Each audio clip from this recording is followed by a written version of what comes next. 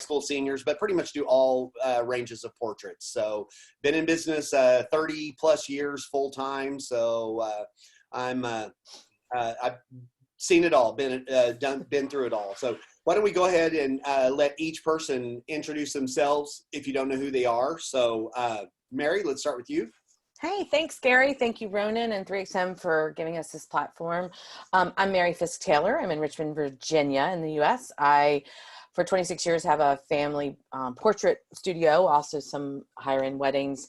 And as of the past decade, also partner with my mom and sister on a volume business. So fairly in kind of a lot of the arenas, and happy to be here. Awesome. Matt Hoaglin? Yeah, I'm Matt Hoaglin. My wife and I own a portrait studio in Durango, Colorado. We mostly specialize in senior portraits, and and I also speak like Gary and a bunch of these people that are on this webinar, so you may have seen me from stage. But yeah, thanks so much for having me. Lori. Hey guys, I'm Lori Nordstrom. I've been in the industry for over 20 years now, and really just grateful to be here during this time. I've been just so proud of our industry, really is the best word for it, to how everyone has really just come together and supported each other and lifting each other up through this time. So thanks for having me. Mr. Simon. Hi, I'm Simon from 3XM, and I look after the UK market for 3XM. My kind of experience really is in running businesses large and small. Probably the most relevant is running a business when the last financial crisis, where we lost 75% of sales pretty much overnight. So I hope to be able to help people who are going to be in trouble. John Marion. Good morning, everyone. Thank you, Gary, and thank you, Ronan, as well. John Marion. I opened my studio with my wife in 1982 in Richmond, Michigan, USA.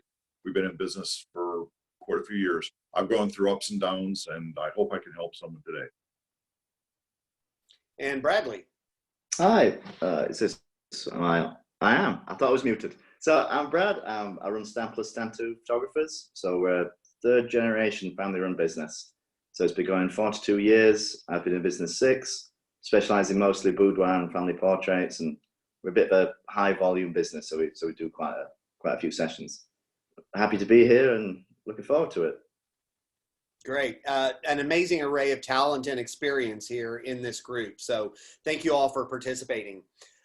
So getting into the financial aspects, you know, a lot of people are really concerned right now, and you know, it's perfectly normal to be concerned right now. There is a lot of uncertainty going on, but I don't think we should be panicking at the same time. So concern without panic is what our state of mind should be at this point. So, you know, talking about a few things from a financial standpoint is, you know, one, the first thing I want to address is debt. You know, fortunately for those who are not carrying much debt, we're going to be able to weather this a little bit easier than those who are. And one of the things I really want to encourage people to do right now is you might be tempted to incur additional debt during this time. And I would really, really try to encourage everyone, avoid that at all possible. Try not to go into, you know, borrowing additional money right now. Hopefully this is going to be a short-term thing, but it could be long-term. And if we start borrowing and digging deeper into debt, we're just going to dig our hole a little bit deeper and a little bit deeper. So the first point I'd like to really make is try to just not fall into that hole. You know, tighten all your purse strings on everything else before you have to run up that credit card or anything like that. You know, one of the first things that you can do is start trimming unnecessary expenses. You know, what do we have that we can cut back? Like, I was about to upgrade a bunch of the lighting in the studio to more energy efficient LED lighting. And it was going to be about a $2,500 investment, not a huge amount of money, but you know what? I can sit on that for another couple of months or so and wait on that. So I'm going to put some things like that off. And so we really need to just be watching each and every expense right now. What can you cut down from simple things like, you know, turning your your lights off, and watching your thermostat. A couple of more degrees can make a big difference. And, you know, if we're all pushing the edge, those small changes can really add up in our lives. We've got someone else that's going to talk about, you know, some recurring expenses as well, but just going through and making sure that every little thing that you do, you're not wasting anything. Fortunately, here in the US, many restaurants and everything are closed right now, so we can't really be blowing our money eating out or anything like that. So, you know, that's probably maybe a good thing unless you're in that industry. So anyway, so those are a few things that I would like to start off with. And then each one of us is going to kind of tackle a different topic that we're pretty knowledgeable on. And I've been anti-debt for years and years and years. And other than a mortgage, thankfully, don't owe a penny to anybody. So, and that gives me a little bit of confidence. And that confidence is strong because when we're afraid, we start to make bad decisions in our own business. And that can be bad. We start to get desperate if we're really hurting and backed into a corner. And then we start making bad business choices. You know, it's like, oh, well, maybe I should lower my prices, and maybe I should do this, maybe I should do that. And it doesn't always lead us to good, positive business decisions. So, so anyway, just my number one tip is avoid that debt hole. So, let's move to Mary. Okay. Well, yeah, you said everything I've been thinking and saying. So thank you so much. I couldn't agree with you more. You know, I don't want to spend a lot of time today, but this is the financial webinar. But I hope in the future, maybe we'll do this when we're all in a little bit of better headspace and talk about the necessity of being able to weather the storms like this, storms like we've all been through in different times. And, you know, we practice profit first. I'm a big Dave Ramsey fan personally, my husband and I, and we live our life that way. We don't believe in debt, like you said, Gary. And, you know, I came from a place where single mom, you know, not even paycheck to paycheck, because quite frankly, when she was widowed, she'd never had a job in her life. So we grew up the hard way, like no silver spoons in our house for sure. So I made a commitment, and we all did as a family, to not be there again, and our children not be raised that way. And so I can't preach that enough. But today's not the day to maybe talk about how we can be more financially secure, because a lot of people are just not right now. So in the situation and in the climate that we're in, what can we do? Well, we are being inundated gratefully. I'm so grateful for all of it, but we're being inundated right now with all this great information from all these amazing leaders, just like today. And the implementation just becomes overwhelming, and it bogs us down. And you want to talk about panic and desperation. I think we just start hearing all of it and we just give up. So what I'd love to give you guys today is there's a great book I read by, her name is Caroline Arnold, and it's called Small Moves, Big Changes. And in the spirit of Tiny Habits by B.J. Fogg or Atomic Habits by James Clear, which I'm big fans of both, what Caroline Anderson discusses is micro resolutions. And a micro resolution is something that in this overwhelming space where we're inundated with so much, that we can take it in small, easy, personal pieces, only one or two at a time, and actually implement it. So it's that whole idea of atomic habits or small, tiny changes. So just for example, you know, if you say, we can all say, I need to cut costs because we're in this position. Instead of just saying, I need to cut costs, what if we said, every Wednesday, because I'm going to give it a measurable, actionable cue. Every Wednesday, I'm going to sit down and look at my bills that week and see what I can do. Maybe I can call and adjust an interest rate. Maybe I can cancel something. Maybe I can combine something. Maybe I can take a few of those premium channels off or cut back or there. So just every Wednesday, because that's a much more actionable item than I'm just going to cut expenses, because that's just really overwhelming to our brains right now, anytime really, but especially right now when we're all feeling a little desperate and not as calm as we should. So, you know, that type of thing. Or maybe you say, you know, I'm not going to spend more than $100 on, you know, extra things. Now you're right. There's not a lot of eating out, and Amazon might even be cutting back these days. So maybe that's kind of a moot point, but you know, don't use an ATM that charges that extra $3 fee. Maybe that's what you're going to do this week. Just make little tiny micro resolutions. Check out Caroline Anderson's book if you have time, or read the summary online. But these are just little things that I think will help you make a really easy decision that's measurable and will have a lot of meaning, because a lot of little things add up to a really huge impact. So I don't know. I think we're all overwhelmed. So maybe if we take it in those little pieces, it'll be a little bit easier on all of us. Now, Mary, I know that you are one of the Profit First professionals, and that Profit First is a great, amazing long-term strategy. Are there any aspects of that that we can implement immediately and help us in the short term as well? Yeah, thank you for asking that. And you're absolutely right. So first of all, if you haven't read it or listened to it, do so. If you want advice or information on it, there's tons of us that are Profit First professionals. I know Ronan is. I know I'm a big believer in it. I've adapted to it for years. That's how I bought my Range Rover last year and paid cash for it. That's how we probably are going to, you know, maybe we're not going to spend it right now. I was going to spend it, but I think I'm going to save my profit right now. But we're going to be okay because of it. You know, I would say right now, look into it, read about it, understand it. And then the next steps are to open those bank accounts. That's a very important part, because I'll be very honest, 4 years ago when I read the book, it took me longer to get those bank accounts all open than anything else. Well, we have time right now, and there's online options for doing that. So you can stay right at home and get those opened and start, you know, setting those dates on your calendar when you're going to disperse the funds however you see fit. And if you are making any profit right now, if you are making any money right now, just start with 1%. For every dollar, put 1% in that profit account. Just start there, and you will build that up over time. I promise you, you will. I'm living proof of it.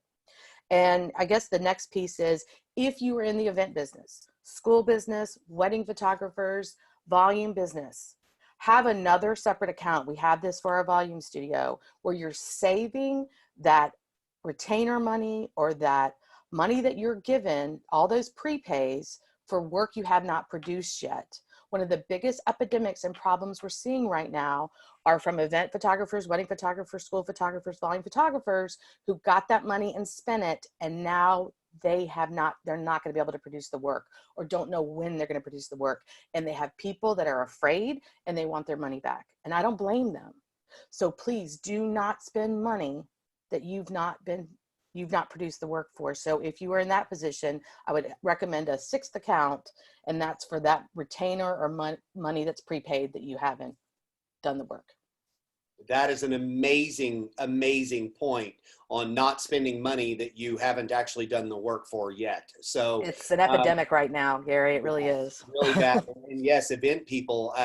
Most of my portrait sessions are still coming through one-on-one, but I've had several events cancel, and you know, so yeah, that's a very, very valid point. Thank you, Mary. You're welcome.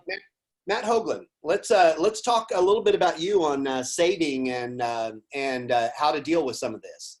Sure. So one of the questions that I've heard a lot is, what should people be doing about their retirement, and what's going on with their IRA and stuff like that. And I met with my financial team yesterday, my financial advising team yesterday, and they showed me a lot of data and how you don't necessarily want to sell out of the market, and how if you sell out of the market and are sitting on the sidelines, you're going to miss the first upswing.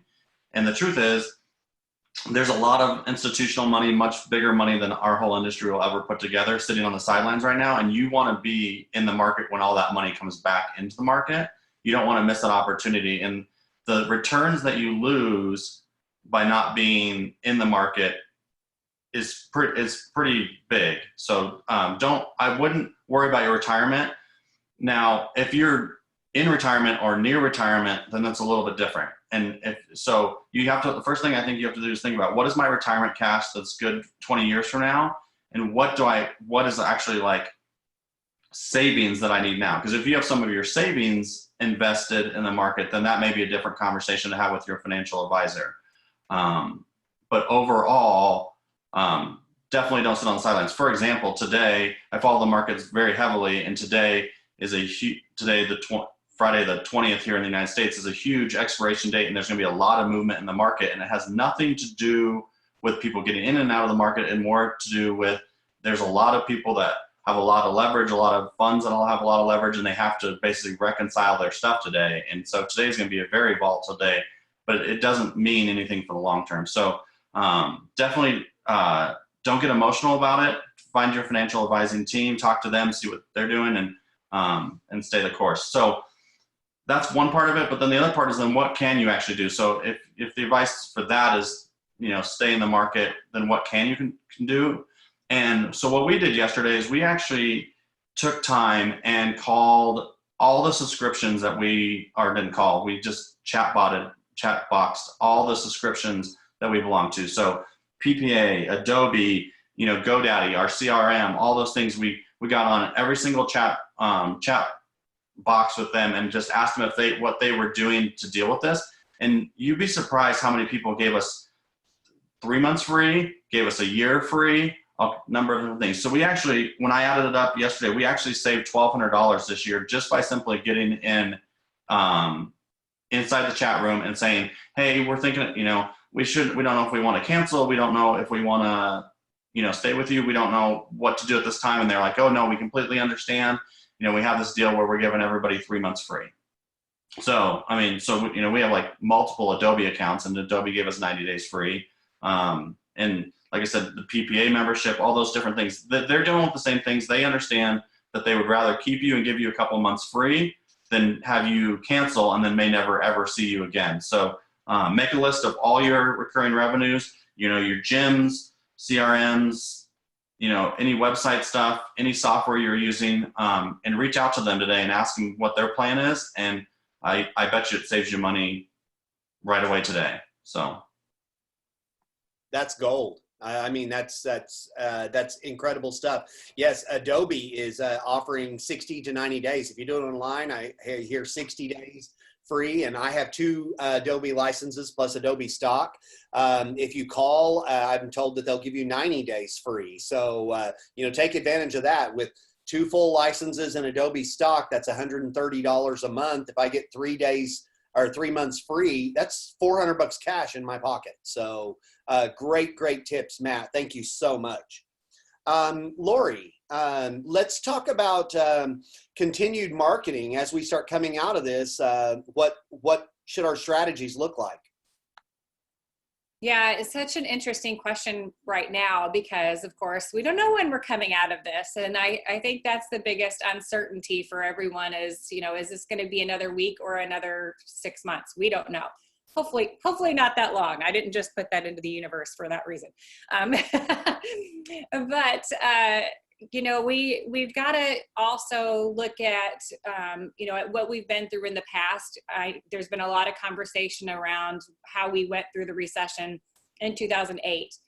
And I like to look at that, although things are, it's the same and totally different. So, it's just one of those places where we have to say, we have to make some educated guesses, but we are in a time of uncertainty.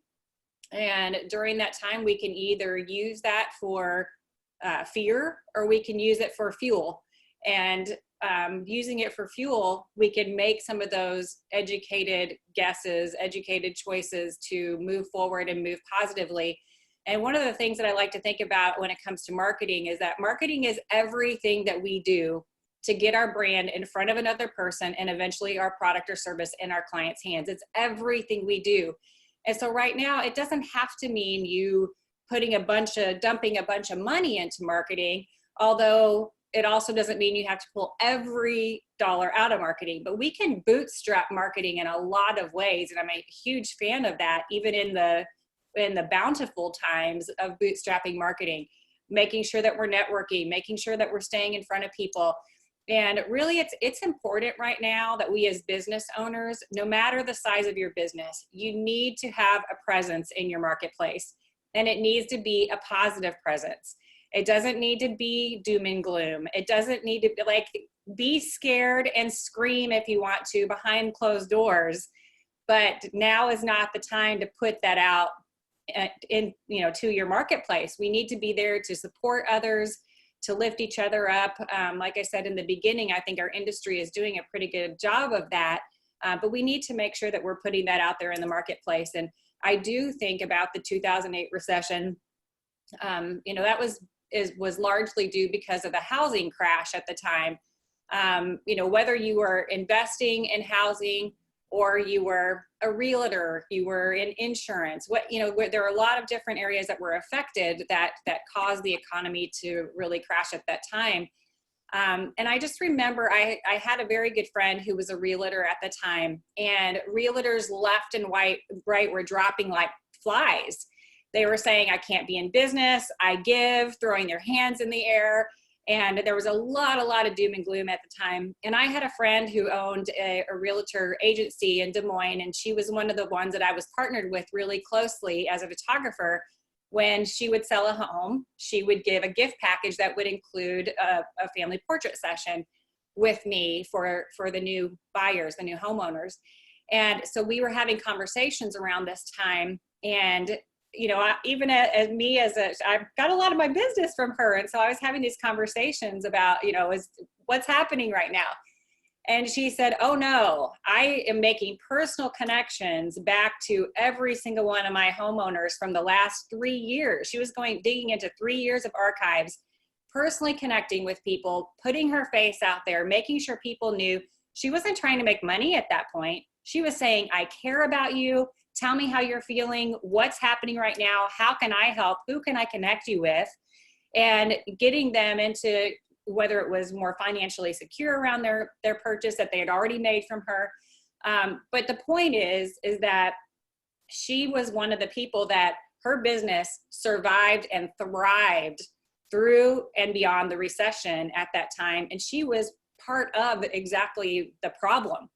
Part of that housing industry. And I take a lot of cues from that, just knowing that we have, I don't care what kind of business you're in photography, you are a luxury item, and you are an item that people have to really desire based on their values and their priorities. And so we have to be really tied into those values and priorities during this time of crisis. We have to be that person that stands up and says, I'm a family portrait photographer. I care about your family. Tell me how your kids are handling this right now. How are you handling this right now? And just being that personal support is marketing. And so, so to circle back around to marketing, could we put some dollars into marketing right now? Absolutely. But I think the number one thing that we can do right now as business owners and as marketers is to keep showing up. Keep showing up. Be the face of your business, not only your business, but of our industry. I think we have a huge opportunity right now as the photography industry to really stand up and to be something again. We became very much of a commodity over the last, many years, because everyone is a photographer. Right now, as a professional photographer, we have a real chance to stand out. So that would be the encouragement that I would give to anyone who's listening, is to be a professional photographer today, and think about every action that you take right now that is exposed to others. We're very exposed. Is going to count for the future and when we come out of this, and we will come out of this. So, yeah. That's great. I see we've talked about cutting expenses, and sadly, a mistake I see so many people making is when they start hurting, one of the very first expenses they cut is marketing. And, that shouldn't be one of our first expenses we should cut. It should be one of the last ones that we should do. Now, personally, I would probably drag my feet a little bit until we start to come out of this before I started sinking dollars into marketing, but it's going to be essential that we do so. And now I think both Mary and Ronan, are you both Story Brand people? Like, are you on the Story Brand? Are we on the Story Brand bandwagon? Yes, yes, we are. We're both Profit First, and we're both Story Brand. Right. I'm his Irish sister that he never wanted. There you go. The book Building a Story Brand by Donald Miller is a great book, and right now is a great situation in that. And we don't want to dig too deep into marketing, but the whole thing about Story Brand is making your making your customer the hero, and we need to be figuring out how we can spin this, because our customers are concerned right now as well. And we need to figure out how we can spin this to their advantage. And that would be an entirely great separate conversation to be able to have. So, Lori, thank you so much. Simon Nicholson from Ireland, talk to us a little bit. Cash flow strategy. Okay, can you hear me now? Okay, yes, so I'd like to talk to you about cash flows, and I think the first thing to say really is that cash is king in your business. It's the lifeblood. You need to plan it and make sure that you know when it's coming in and when it's going out. Now, there's going to be a lot of businesses out there who have good planning and they have cash reserves, and I wouldn't describe the current situation as a small bump in the road. But yeah, there's a lot of guys who already have plans in place. What I'd like to talk about today is the photographers who perhaps have relatively little cash in their business. They're starting to see a downturn in the business, and they're now really concerned about, well, how are we going to survive the situation? Now, what you need to do is you need to build a cash flow. And for those who are not aware of it, I'm just going to give you a brief description of the actions that you might take. So in building a cash flow, it will be done in a spreadsheet, and you would effectively, I would recommend, look 3 whole months back. So you would look December, January and February. And the reason we're doing this is what we want to do is we want to look historically at all the transactions that are coming in and out of your bank statements. By doing it quarterly, looking back 1 quarter as well, it enables you to pick up those payments that only come out once a quarter, that don't come out once a month. So that would be our first point. What we would then start to do is we'd then start to look forward in our expenses, with what we've learned by looking back a quarter. And I would suggest we kind of plan out right until the end of the year. So that's March all the way through to December. The reason why we're kind of going to look over such a long period of time is that in some cases, for some businesses, you know, they're going to be okay for the next kind of month or 2, but then the problems will come. And by pushing this out over a longer period of time, it gives you much more visibility on it. Once all those expenses areas are filled out, and we're just going to record those, they are what they are at the moment. We're not going to try and change them, we're just going to record them. We then need to look at the revenue line. Now, I don't think anybody really knows what's going to happen. I think my suggestion would be is that for the next 3 months, 3 to 4 months, you plan on a very big decline in revenue. So start from a big decline. What's a big number? I don't know, 70–80% reduction in sales for the 3 or 4 months. And then from once those 4 months are over, then plan a slow increase right the way back to December. In terms of, you know, the business starting to come back. What we will then have is effectively a cash flow. Now, for a lot of small photographers, your work life and your business life are going to be intertwined. In some cases, for photographers, they may even only have 1 bank account, and they run their life out of it, and they also run their business out of it. So it's good practice, I think, to do a similar exercise, really thinking about your home life. I mean, some of the panel have already suggested, you know, looking at gym memberships and things that you have and you don't use. The fact of the matter is if from a home point of view, you can reduce the amount of cash you actually need, well, then you need to take less cash from the business. So these 2 things are inextricably linked. Once you've got all that information there, you really are only at the beginning. This is a plan looking forward, and what this enables you to do, it enables you to look month by month as to where the pinch points are. And the pinch points might be when you have to pay your tax, or maybe when you have to pay your VAT, or you may have a big bill going out. In some cases, you can just move one expense 1 month, and it's fixed. In other cases, you have to be more drastic. And there's been some great ideas today on some of the things you can do to reduce those costs. effectively, your job is to kind of keep every penny, every dollar, every euro a prisoner. Make it and keep it and don't let go of it. Now that is really a very top line description of what a cash flow is. And for people out there who perhaps don't have one and would like to build one, what we are going to do is do a session sometime next week. I've built a cash flow that we can do a screen share on.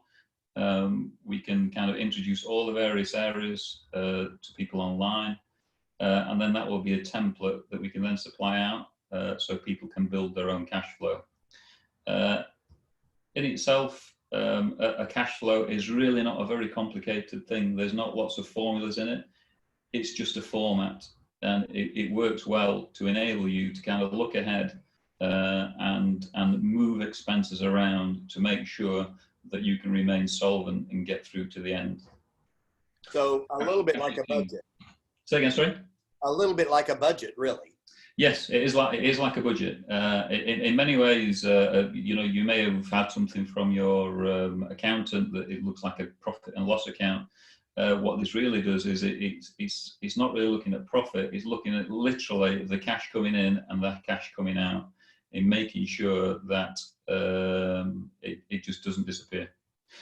I said cash is king, and that's really me. But certainly next week we will be able to do something for all those people that want to know more about how to create a plan to see them through this out towards the end of the year. Great. We had a really good question that kind of ties in with this. Someone asked, speaking of debt, would it be a good idea to pay off any debt if it is possible to pay it off? Very, very good question, and I'm sure there's multiple perspectives. If it's a small debt, I think that would be fine. But really, if there's any significant figures to it, and while we are in a time of uncertainty, I would go ahead and I would sit on my money right now, and because if this goes a little bit longer, we might need that. So I would probably pause on paying off any significant debt that you possibly can. Now, credit cards, I always pay my credit cards off at the end of the month because that amount of interest is just obscene. But, if you're thinking about pay off a car early, pay off a home early or anything like that, I think I would have to say sit back and wait a little while on that until we at least have a better idea of how long this is going to last. So that was a very, very good question that was typed into the panel. So, okay, John Marion. So you want to talk to us a little bit about, just your financial well-being? Yes. Thank you. Good morning, everyone. I'm going to piggyback off of Simon, and Simon had some great points on the day-to-day income. I'm going to touch on finding a portrait of your financial well-being. And what that means is make a list, it's net worth, basically. Make a list of all your assets, make a list of all your debts and liabilities, and the remaining difference of that is what you have to work with. And I know there's all kinds of scenarios happening out there for different people, different levels of hurt, different levels of financial problems happening right now. This applies no matter what level you're at or how bad off you feel you are. You have to get a snapshot of your net worth. And this has to do with something that's everything you have. It's assets can be shifted around, and you need to view assets as tools to get through this period of time. The more urgent you are, the more you need to use what I'm saying. Once you get a valid snapshot of your assets, then you need to make 3 scenarios. I actually did this a little while back because I had a lot of assets, but they were all tied up in real estate, in 401k. I couldn't access them. And yet I was financially strapped a little bit at the time, but I had a ton of net worth. But I was very poor in the day-to-day in my heart, right? In my everyday, I felt like poor because I couldn't come up with just the dollar I needed to do to pay for something I need to pay for. It might be insurance or taxes or whatever. So I made I cut a big chunk of paper out of my white paper, and I put 3 columns, and I made 3 scenarios based on rearranging my assets, because this was a here and now emergency move. And that's what I'm talking about, is the here and now emergency move to generate a life source for you economically. So I made 3 scenarios of shifting these assets around. Should I sell my cottage? If I sold my cottage, how much would I make, and what would that suffice? Should I sell my house and buy a smaller house, and what would that do? And then you got to assess those 3 options and decide which is the least amount of pain for me emotionally and for my family emotionally. And we decided to sell our big house and move into a standard normal house in a subdivision. And it proved to get us through that period of time. We netted out enough money to get us through periods of time where we were shy on cash. And I felt like it was a hard decision to make. We loved that house. It was a hard decision to make. But when you hit a certain point, you have to make those decisions. You have to look in the mirror and you have to say, I'm not alone in this situation now that we're in now, is look in the mirror and realize that you're not alone. This is not your problem. This is a problem that faces everybody. And we all have to make hard decisions to survive. And I think it's smart to, each time in the morning and each time at night, take some time to meditate positively about who you are as a person and the strengths you have. Bounce off the strengths you have to make the hard decisions that you have to make for the real world expenses that you have. Now, once you make the 3 scenarios, what you need to do is call your lifeline friends. These are friends that are not emotional and creative like we are. We get all crazy and worried and we're running around like chickens with our head cut off. I called several friends that I knew were reasonable and mature in their thinking. And I bared out to them what my 3 scenarios were. I opened up my doors of secret finances and revealed to them where I'm at. And they gave me so many valid ideas. Each person out there that's listening, we can give you advice and ideas and stuff like this, but we don't know you. But you have friends that are level-headed, that know you, and they can say, hey, yeah, why don't you do A, why don't you do B, why don't you do C? And then call a lifeline, another friend, bare your soul to them, what your intentions are, what your scenarios are, and they might have a completely different perspective. And then what you want to do is take all of their advice and find a good average, and then blend it with what you feel in your heart to do as well. I think that's a great idea. A lot of times we get too emotionally involved into our own situation. So having someone outside of that to be able to look at our situation and is probably really, really great advice, because they're going to be looking at it a little more logically and a little less emotionally, and probably be able to really help guide us. So thank you for that, John. Bradley Bulmer. Bradley, you had talked about possibly doing some shifts in our own business model and alternative streams of income that can help us get through this. So tell us what you mean by that. Yeah, great. Thank you. So the last financial crisis that happened for our studio, we were primarily a family-driven business. So we were shooting an awful lot of families. When the crash happened, we had to change our model because we weren't getting those sessions in. So we opened our niche of sessions we shot, which I think is a really important thing to do, because we might just keep shooting the same thing, but we're not getting enough of them in. Is, I think, in times like this, it's better to shoot something than to shoot nothing, and to earn from customers that we can get, rather than going for our ideal customer avatars, which we can still go for and get through our marketing, but we need to pay bills and we need to get customers in. We changed a lot of how we were shooting. So we moved from being a family-based studio into shooting a lot of boudoir. So boudoir is now like 70% of our income, and we're still booking really strong for it at the moment. Even this past week, we're still booking strong, which ties me into kind of operating a floating diary. So we're booking strong, but all our sessions are cancelling in the next 2-3 days. So we're moving everything into a floating diary, similar to how we used to shoot newborns a long time ago. We book you in, 2 weeks around your due date. And we're just going to keep moving that due date of when you're coming into the studio to so that when we do get back to work, we actually have some sessions we can shoot and then income to gain from that. So in terms of our floating diary, I'd recommend looking to try and get around 6 to 8 weeks. So whatever a week of your sessions looks like, aim to get 6 weeks in this floating diary.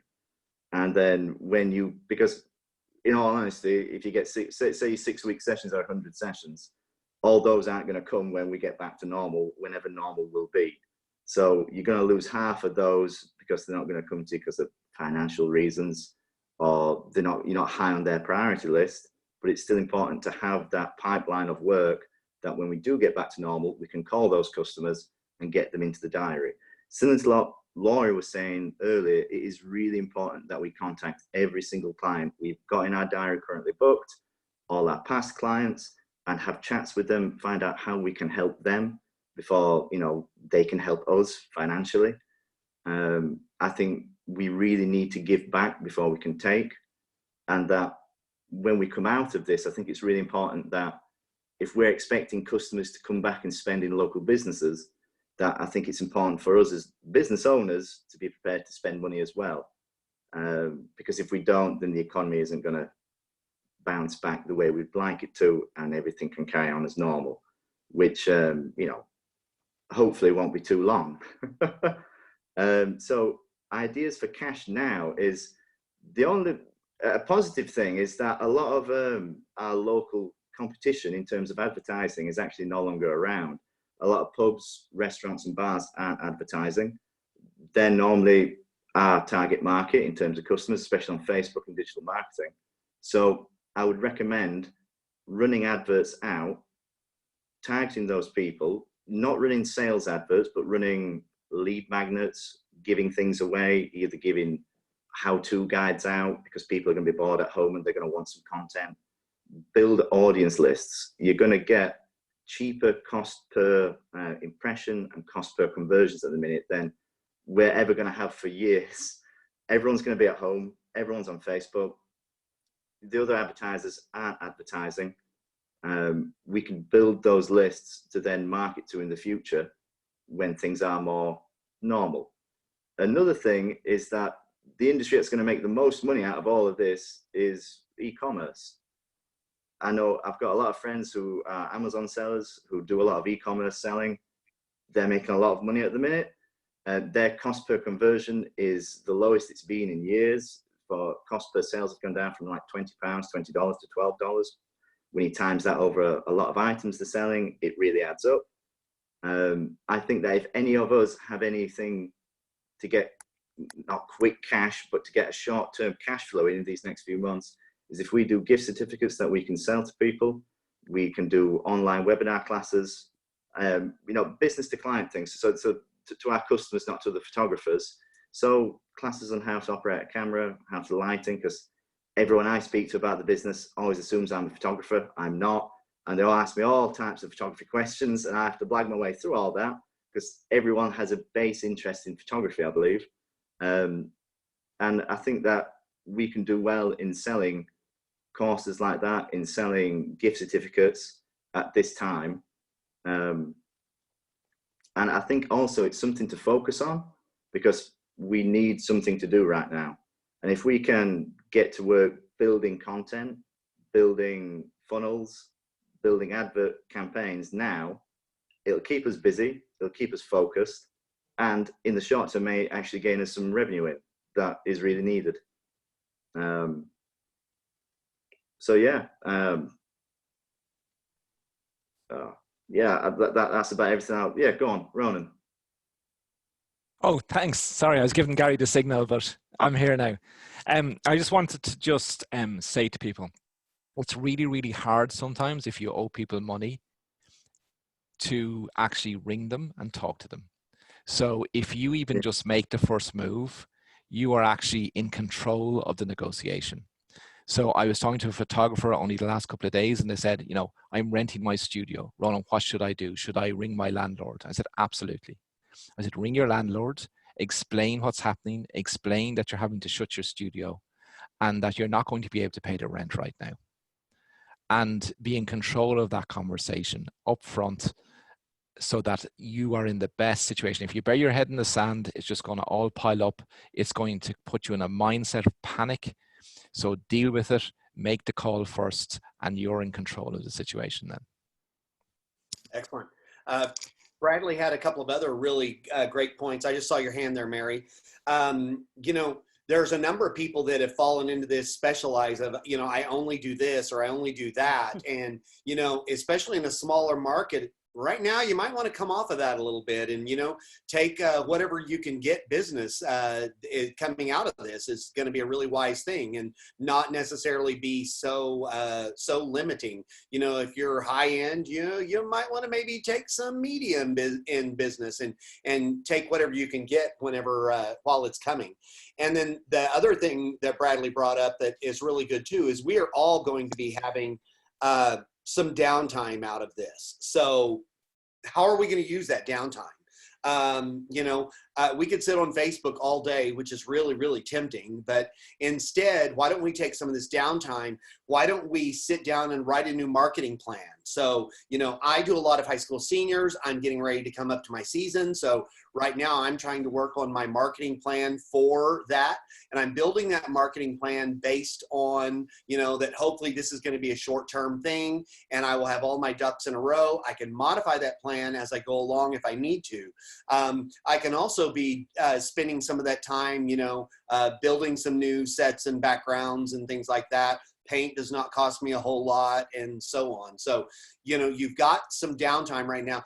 Using that downtime in a positive manner is going to do so much more for your psyche than to just sit around and worrying about it and watch the news and hear all the doom and gloom and all that kind of stuff. So take this downtime that you've been blessed with right now and turn it into something that's positive and can help your business in short term, medium term, and long term as well. So sit down and work on that marketing, guys. It's the ideal time to be able to do that. Call some of your clients and get some feedback from them on new possible directions and ideas with them. And that could be invaluable information too. So Mary, you stuck your hand up. Did you have a question or a comment? Well, there was two things. When Ronan was talking about, you know, reaching out, absolutely. And I think that is really hard. It's like, you know, one of our best marketing tools in our studio is asking. Well, that's hard because of the rejection. And I think if you're in that position with your landlord, mortgage, banker, credit card companies, call and ask about deferring payments, smaller minimum payments, lower interest rates. We just have to ask. And I know it's not a lot of us, it doesn't come naturally, but we have to do it. And opposite of that, we have always offered payment plans because the point of entry for a lot of our work at our portrait studio is so that it works better for people to spread it over payments. Well, when the first of the month rolled around, or is getting ready to roll around, we've reached out to every one of our clients and said, hey, we never do this because we just automatically run them on the first. But this time we're personally calling, because these are people that have probably invested quite a bit with us. We're personally calling and saying, the first is going to be here before we know it. Or maybe it's the 15th because we have 2 different dates we run them. And, you know, just wanted to touch base, make sure that's okay. Every one of them said yes, but every one of them said, thank you so much for asking. So I think it's the art of ask that we have to just practice more than ever. And Gary, I love what you just said about backgrounds and painting or whatever. We did this on Tuesday. Jamie called 3 people that are not industry people and not clients, but just 3 friends that are in other industries that we know. And he did a virtual FaceTime tour of our studio and said, okay, tell me what sucks in here, what looks outdated, what I'm missing, because we see it every day and we just don't, we overlook it, right? So he just kind of FaceTimed in 3 different people, and he was like, okay, this portrait has to go, this has to go, we have to do this. It's free. He got some great advice and opinions. One is an amazing designer or decorator that we know in New York. And he was like, that's terrible. What were you thinking? You know, and we just, you know, we've been living with it for so long. So these are little things we can do, and it's not going to cost us a lot to make those improvements. You know, labs are offering some really great things right now too. So I've reached out to my lab. I've got some great new studio samples that'll be coming in. I'll reuse the frames, just little things like that, that we can be productive and feel productive. Sorry, I don't want to take too much time. No, that's great. You know, here in the States, we've been granted an extension on paying our taxes. We still have to file the taxes by April 15th, but we've been given, I think it's 90 days extra to make those payments if you owe taxes, which is great. I know that many banks are allowing people to skip a couple of car payments and things like that. So, you know, don't be afraid to ask. A no is not a scary word. There's another great sales book called Go for No. And, you know, you want to, you know, people are afraid of hearing no. And in selling, you want to hear no, because hearing no means that you've sold them all you can. And so do not be afraid of that itty bitty 2-letter word, no, you know, go for it and make it known. So, so much great information here today. I don't know if we have any questions from the viewers out there. If you guys do, we've got just a couple of minutes left. And so fire a question. Yes, Lori. And unmute there. I have a question for Bradley. Yeah. But and this is something that I know nothing about, because I don't do Facebook advertising and that kind of thing. But what I've heard is that it's costing less and less right now to run Facebook, Instagram, these kinds of ads. Could you lend us some information on that? Yeah, sure. So I mean, like, as a rough, to give a rough baseline, my studio at the moment is spending around £2,000 a month. Digital marketing, that's roughly Facebook, Instagram, something like that. I mean, we're not gonna get more of those lead conversions that we're doing, because those lead conversions are going directly for bookings. So as an idea, it cost me £15 to generate a conversion so I can call it and get a booking in. At the minute, it's down to around £11, just because it's nearly down 30% in terms of cost per conversion. But realistically, I can't, that's not going to go on going for a long time. What I will say when it comes to budgeting, especially on Facebook, and especially, you need to understand what your average order is, what, you know, per niche, and then just, you got to work everything backwards from costs. So how much does it cost you to run an hour in the studio? You know, how many hours is that customer with you? What's the average spend? What are they buying? You know, what are the costs incurred on that? So then you can work out your profit per product that you sell, and then you can work out what your marketing budget is going to be. But yeah, Facebook is definitely going to be cheaper in these next few months, just because our local competitors that aren't photographers aren't going to be in the market. So our cost per impression and cost per conversion are going to be a lot lower. But yeah, Ronan?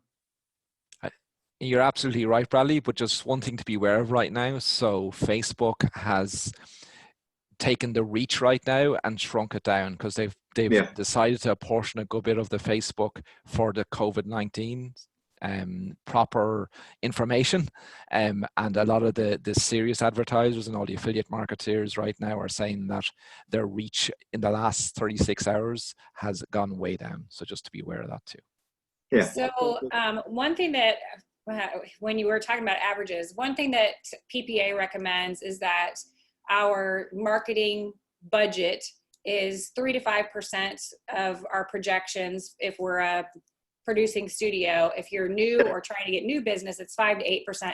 So in your, you know, what you said, Bradley, of working backwards, this is another thing for anybody who is planning right now, and you're planning out that marketing budgets. While you might be not spending dollars today, if you're planning, for example, and Gary's talking about planning out his senior campaign for moving forward, you want to be thinking about, you know, I may need to be like revving up this market again. So even if I'm an existing business, I may be spending 5 to 8% instead of that 3 to 5. And so We may be expanding our marketing budgets a little bit moving forward, and just good to keep those numbers in mind. And also, like Bradley said, working backwards. So projecting what this is going to bring in, how many people it takes to do that, and then what I can use out of that to actually get the word out. So yeah, thank you for that. Perfect. I want to take a moment and thank all of our panelists. A great information. Thank you all so much for being a part of this. A couple of questions that the public has had is people ask if they can, if they came in late, can they rewatch this? Yes. Ronan will be posting it inside the Facebook 3M Insiders group. If you're not a member of that, request to join that group, and there will be a link there to be able to watch the rebroadcast. People asked, are we going to be running these talks each week? You know, there are several of these talks planned on different subjects. I know that I'm on the panel coming up for one on senior photography, and there are a number of these different topics that are scheduled, and they're not on a set schedule right now. So just, you know, Ronan? Yeah, I can help with that, Gary, a little bit. So the next one is actually on Sunday, and Laurie is running it. Laurie, do you want to just say a little bit about that? But before you do, then Bradley is part of the social media team. I think you're part of that, Bradley. Yeah. So the social media team are broadcasting on Tuesday. And then on Monday, we have Ron Nichols going to show you how to do a virtual IPS for your clients who want to do a virtual IPS. And Simon will be doing the cash flow. That cash is king right now. Here's how to work out a cash flow. So Laurie, I'm finished now. Laurie, do you want to just say what's going to happen on Sunday?